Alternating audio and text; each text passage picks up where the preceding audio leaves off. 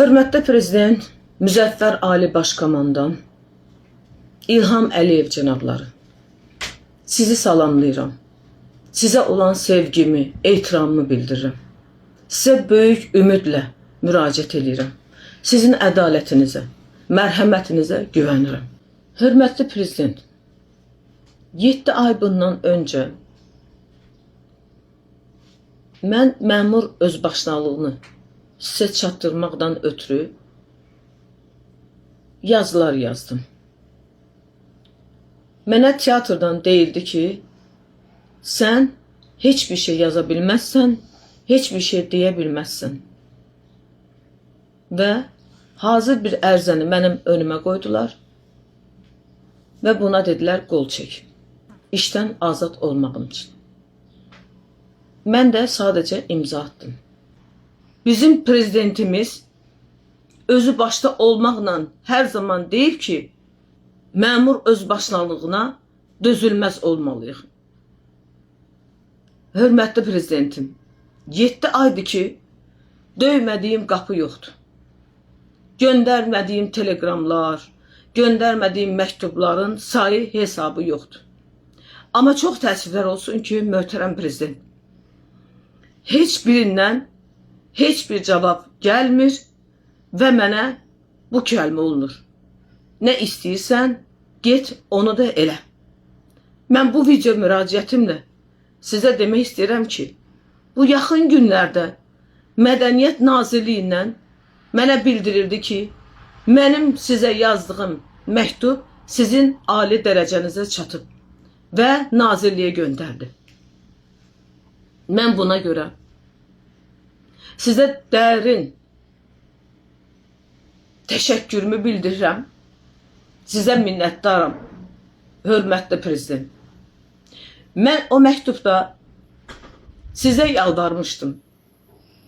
Məni Akademik Milli Dram Teatrına qaytarmağınız üçün. Amma adını çəkmədiyim məmurlar məni heç cürə Akademik Milli Dram Teatrına qaytarmadılar. Adımı da belə qoyurlar. Mən dövlətə qarşı çıxmışam.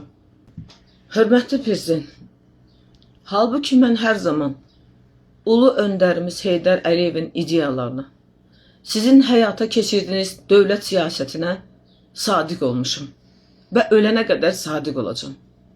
Çünki mən dövlətimi, dövlətçiliyimizi, Azərbaycanımızı, torpağımızı, millətimizi, prezidentimizi sevən vətəndaşım. İnanın ki, məni elə bir vəziyyətə salıblar ki,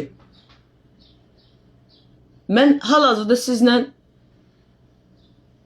video müraciət edirəm. Amma o qədər həyəcanlıyam ki, sözümü ardı-ardıya gətirə bilmirəm. Mən sizə yalvarmaqdan heç vaxt utanmamışam və utanmaram. Mən yenidən sizə yalvarıram. Məni Akademik Milli Dram Teatrına geri qaytarın. Mən məmurların adını artıq çəkmək istəmirəm. Möhtərəm prezident. Mənim sizdən başqa, göydə Allah, sizdən başqa heç kimim yoxdur.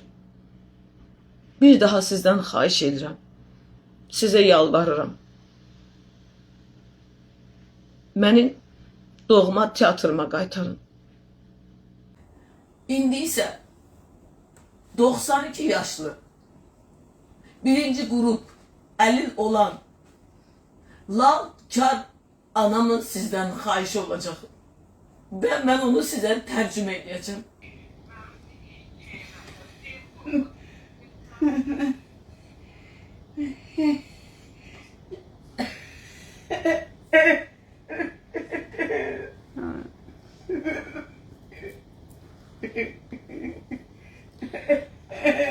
Hörmətli prezident, mən anamı tərcümə edeyim. Anam sizdən mənə görə xahiş edir ki, məni işə qaytarasınız. Hörmətli prezident, ümidvaram ki 92 yaşlı anamın müraciəti siz tərəfdən imzalanacaq. Bir daha sizə yalvarıram. Məni öz doğma teatrıma qaytarın. Bu videodan sonra bilmirəm mənim başıma nə gələcək. Mənim ailəmin təhlükəsizliyi sizə əmanət. Cənab prezident.